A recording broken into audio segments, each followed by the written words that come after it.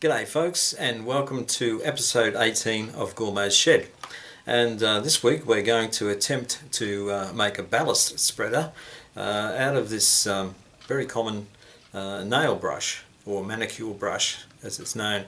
And I've deliberately chosen this type because it's the type that you get with the wooden base in it, and much easier to work with when we want to change it into something that it's not normally used for. So what we'll do is we'll get this thing unpackaged, and we'll move on into the workshop and see what we can come up with here. Okay, let's go there now. Right, now what I propose doing is having some of these brushes on the inside, in between the rails, and some of them on the outside of the rails, one each on the outside of the rails. So just looking roughly on the ruler there, if I put try and get 3 of them inside the rails, in between the rails, and 1 each on the outside, I think that'll work. So what I'll do is that means I've got 5 actual bristles that I don't want to use for this. So I'm going to cut this brush now, which will leave me a small brush with 5 bristles on it. We'll see how that goes. Right, this is actually design as you go, folks, and what I've decided is to leave actually 6 bristles on there, and I'll cut just on the right hand side of the 6th row of bristles, and then when it's actually cut I'll take the 6th row out, which will leave me a space on the end similar to this here, so at least it's even. So that's what I'll do. So I'll cut that now. This is designing on the move, so we'll see what happens. Okay, it's too late now for this brush. Try and get these bristles out. Yep, they come out okay. It's a bit like the same method I used on the Loco wheel cleaning brush. These come out pretty easily. Just get those bits out there. Okay, and I'll do the bottom as well. Right, now we'll just clean this up a bit, and then we'll move on. Now I've printed out a template for cutting for some guides to actually go either side of the brush, and that's probably, this will determine how well this thing works, because if you just use the brush can move up and down and maybe not sweep the ballast away effectively. And I thought if you can restrict the height of the brush, you should get an even sweep every time. So one of these templates will go either side of the brush, and what I'll have to do is cut these out, and I'll glue them to some, I think, 3mm MDF, and then I'll cut them out of the MDF. And you'll notice that there's the white slot at the bottom and the top is so that the brush can be reversible, but also that slot is supposed to fit over the outside edges of the rail and act as a guide. And it's only 1mm deep, that slot. So yeah, we'll get these stuck onto some board, and then we'll see how we go. Right, I had some strips of 3mm MDF, which is very handy, just a bit bigger than what I need.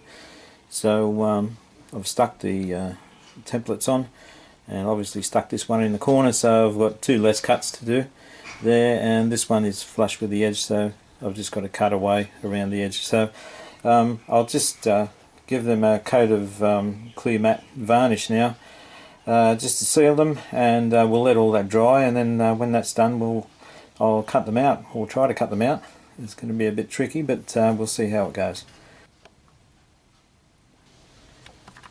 Now while those 2 templates are drying on the board there, I've cut out a 3rd template, so I can use that as a guide to mark out the screw holes on the brush itself. So it seems that the number 4s on the scale there line up with the top and the bottom, That's more by good luck than anything, and so I can line it up fairly accurately on the brush, and I'll do the screw holes to line up with the zeros, and I've got some self-tapping screws that I'm going to use for this purpose, so we'll get that going and see how that turns out. I've got to be fairly accurate with the drilling here, so I'll take some care over that. Okay, to position the template accurately on the brush, I've just laid the template on my cutting mat, and then I put some sellotape over the top and a bit longer on each side, and then I can hold the sellotape and then lower it over the edge of the brush, and then just when it's in position, stick it down. That way it makes it a lot easier to mark out the holes for drilling. I then just I have a very pointy little tool here which I use to mark out the hole, centered on the zero there, and that will give something for the drill bit to bite into. A good start for it anyway. Otherwise, working with something so small and accurate here, if the drill goes out of line, well, you know, you're wasting your time. Now, when going for accurate drilling, I always start with a much smaller drill bit than I need to give me a hole for the larger or the right size drill to follow. So that's what I've done in this case.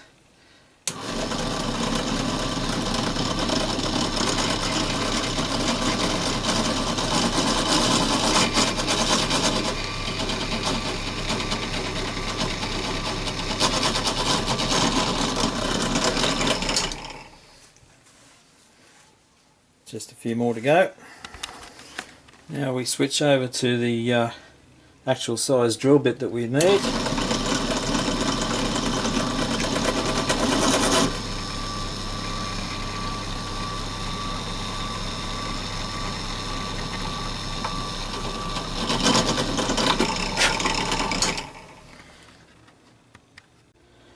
Okay, that's it. So I'll just have to clean those holes up, and then we'll test it with the template and some screws, etc. Okay, fortunately they're spot on, so we can move forward now, and I can assure you it's exactly the same on the other side. So yeah, you can actually see through to the other side through those holes, and they were drilled from opposite sides, so that means it's lined up pretty damn well. That's good. Okay, that's one of the big battles over. Now, before I cut this thing, I want to sort of get some accuracy going here. So I've done a number of heavy passes over the edges of the templates here with a snap-off knife. You know, I've done about 20 heavy passes, so I've cut into the material, and this will just give me a bit more of a guideline for the saw blade when I actually get to cut it.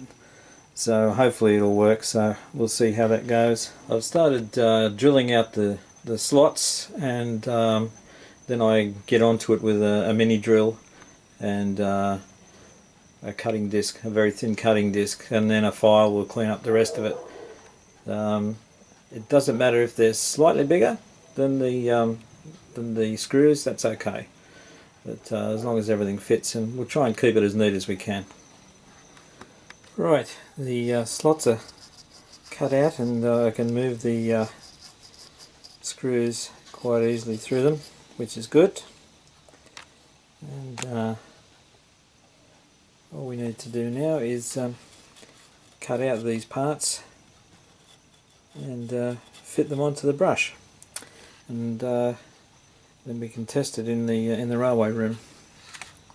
Well, here we are, folks, all cut out, and I've just got to put it together now, and then we'll do some testing.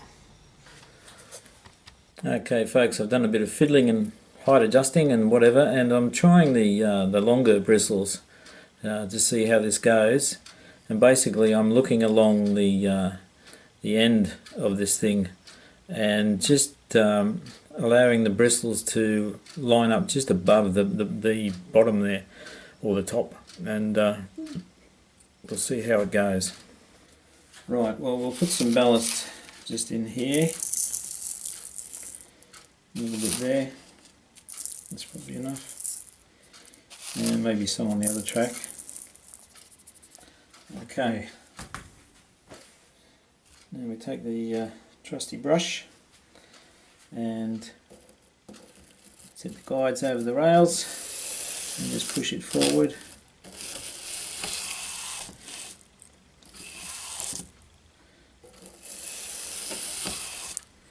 And we'll do the same on this track.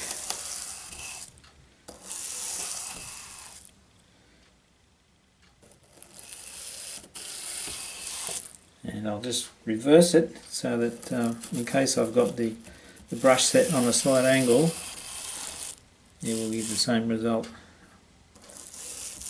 only better. Okay, now that's how it's coming up. I'll try and get down to track level. I'll take the camera off this stand and I'll give you a look. Okay, here we are. This is just a few quick passes,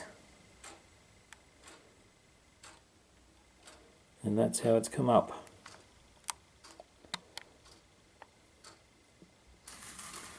Right, we'll just try a bit more.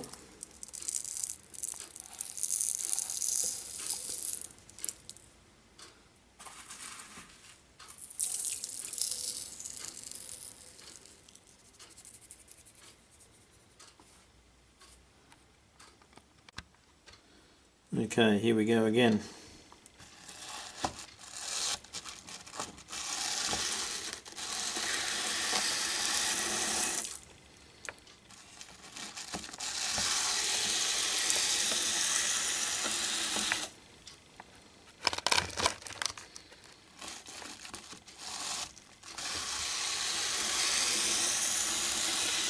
And I'll turn the brush around.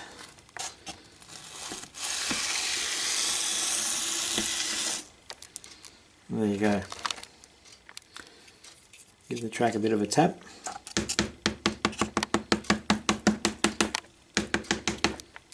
It's not too bad.